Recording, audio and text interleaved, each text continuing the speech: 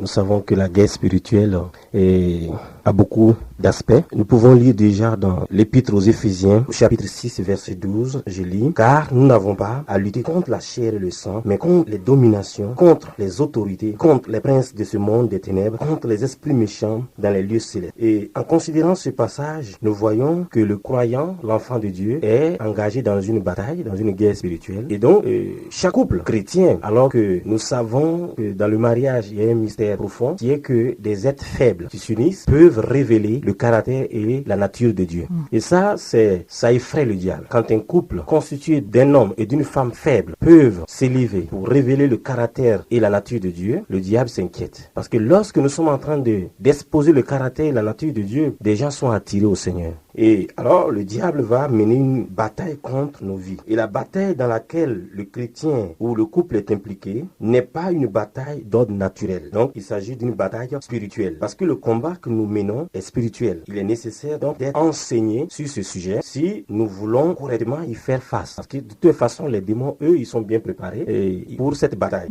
Donc, de nombreux chrétiens aujourd'hui, malheureusement, ne saisissent pas le sens de cette bataille-là, ne saisissent pas le sens de cette guerre spirituelle. Et même, ils n'arrivent pas à discerner la bataille invisible à laquelle ils sont confrontés.